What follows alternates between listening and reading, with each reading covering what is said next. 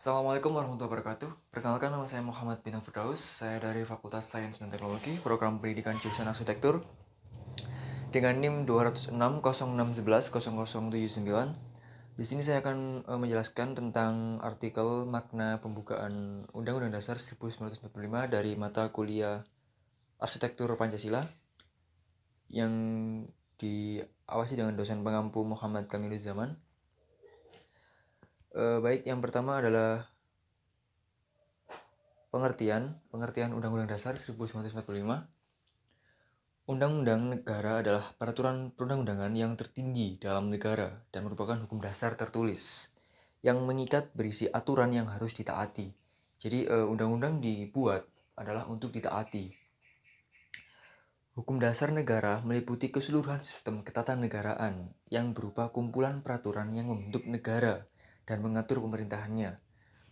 Jadi undang-undang ini digunakan secara tertulis dan digunakan untuk mengatur negara. Yang kedua adalah fungsi Undang-Undang Dasar 1945. Setiap sesuatu dibuat dengan memiliki sejumlah fungsi. Jadi untuk Undang-Undang Dasar Negara 1945 pun digunakan untuk dibuat juga memiliki fungsi. Sebagai contoh, kunci dibuat dengan fungsi sebagai penutup dan pembuka sebuah pintu. Dengan demikian, secara sederhana dapat dijelaskan bahwa kunci berfungsi sebagai pembeda antara pemilik dan bukan pemilik sebuah rumah. Jadi ini dipakai sebagai kunci yang memiliki fungsi untuk membuka ataupun menutup rumah dan membedakan siapa pemilik rumah dan siapa yang bukan pemilik rumah. Demikian juga halnya dengan Undang-Undang Dasar 1945. Apakah sebenarnya menjadi fungsi dari undang-undang tersebut? Kita telah membahas bersama bahwa yang dimaksud dengan Undang-Undang Dasar adalah hukum dasar tertulis. Jadi kita mengetahui bahwa Undang-Undang Dasar adalah sebuah hukum negara yang tertulis. Dari pengetahuan tersebut dapat dijabarkan bahwa undang-undang mengikat pemerintah, lembaga-lembaga negara, lembaga masyarakat, dan juga mengikat setiap warga negara Indonesia dimanapun mereka berada, dan juga mengikat setiap penduduk yang berada di wilayah negara Republik Indonesia. Jadi undang-undang dibuat adalah untuk apa? Untuk mengatur dan mengikat. Mengikat apa aja? Yang pertama adalah lembaga negara, lembaga masyarakat, dan juga mengikat setiap warga negara Indonesia yang hidup di wilayah negara kesatuan Republik Indonesia. Sebagai hukum dasar, undang-undang berisi norma-norma dan aturan-aturan yang harus ditaati dan dilaksanakan oleh semua komponen di atas. Undang-undang sendiri juga digunakan sebagai hukum dasar. Undang-undang berisi norma-norma yang harus ditaati oleh seluruh warga negara Indonesia.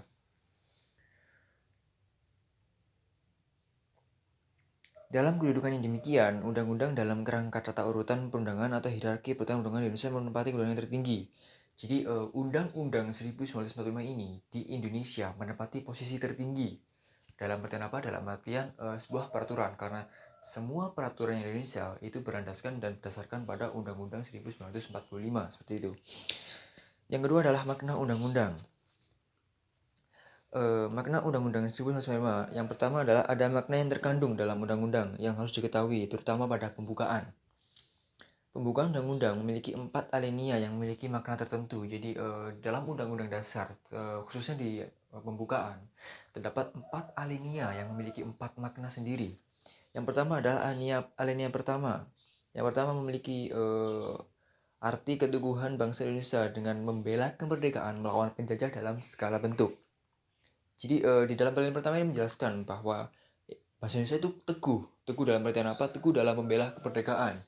Dia konsisten dan selalu bersemangat untuk melawan penjajah bangsa Indonesia meskipun dalam keterbatasan senjata, keterbatasan ekonomi. Yang kedua adalah pernyataan subjektif bahasa Indonesia untuk menentang dan menghapus penjajahan di atas dunia.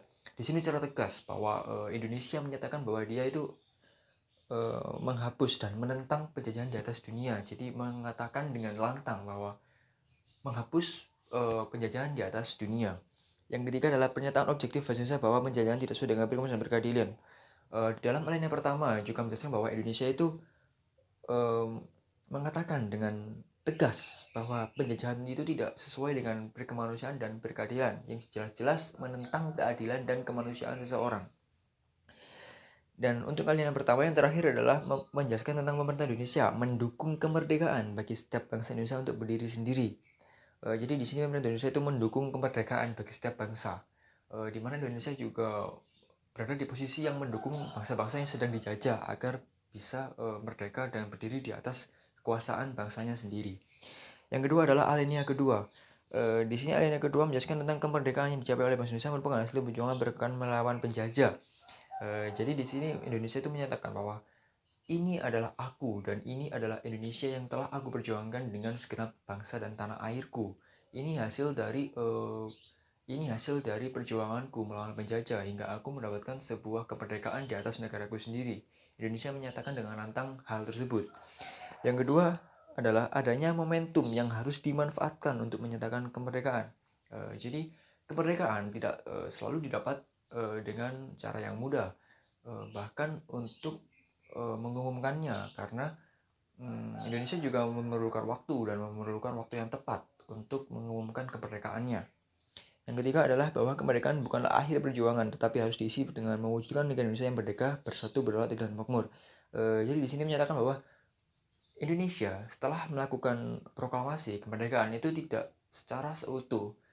seutuhnya atau serta-merta langsung mengalami yang namanya kemerdekaan. Karena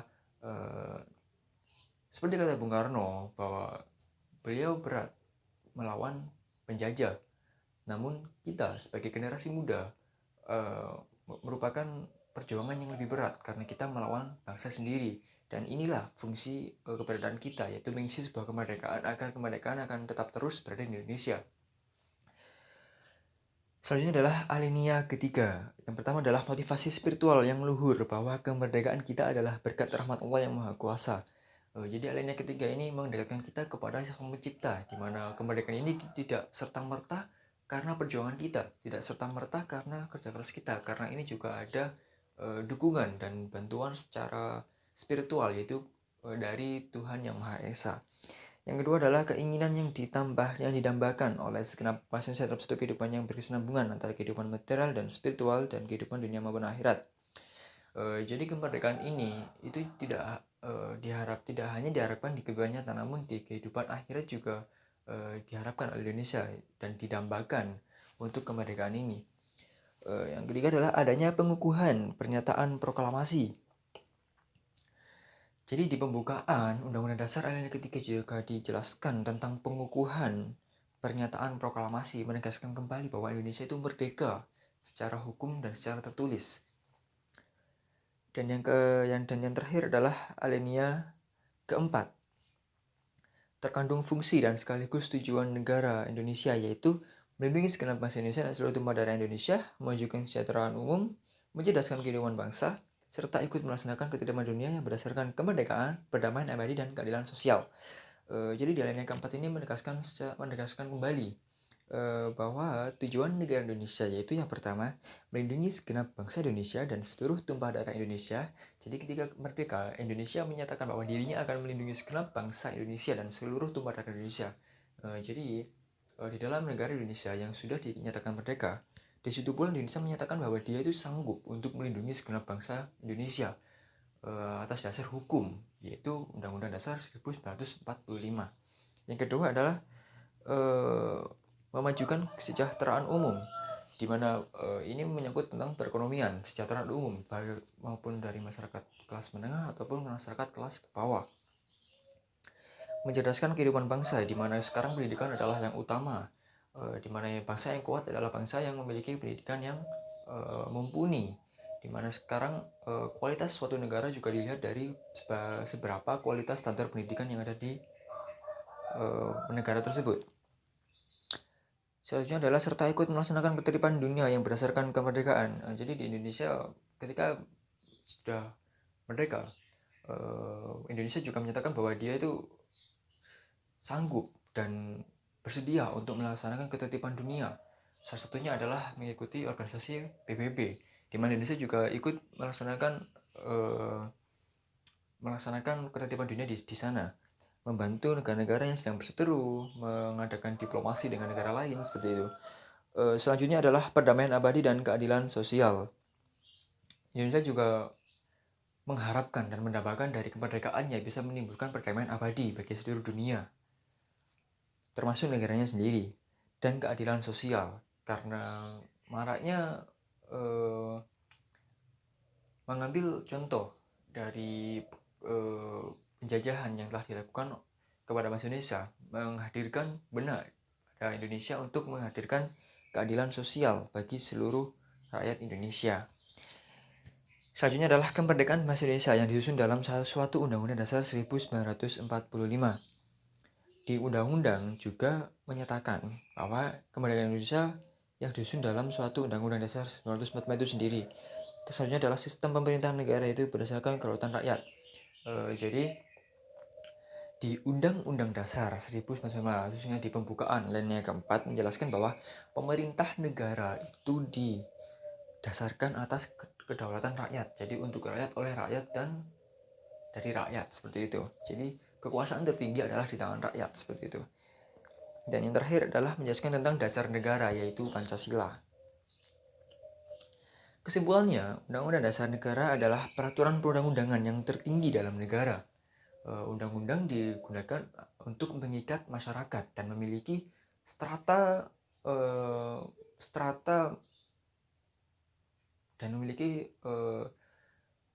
kepentingan yang tertinggi di dalam suatu negara. Undang-undang berisi norma dan aturan yang harus ditaati dan dilaksanakan oleh semua komponen tersebut di atas. Undang-undang bukanlah hukum biasa, melainkan hukum dasar, yaitu hukum dasar yang tertulis. Jadi undang-undang itu merupakan hukum dasar yang tertulis. Sebagai hukum dasar, undang-undang merupakan sumber hukum tertulis. Pembukaan undang-undang itu sendiri memiliki makna yang harus disapi di setiap alinanya dan merupakan sebuah nilai-nilai kehidupan yang dapat diterapkan kehidupan sehari-hari. Baik, itu saja yang dapat saya sampaikan. Lebih kurangnya mohon maaf yang sebesarnya. Saya Muhammad Firdaus dari program pendidikan jurusan arsitektur Fakultas Sains dan Teknologi mengucapkan terima kasih.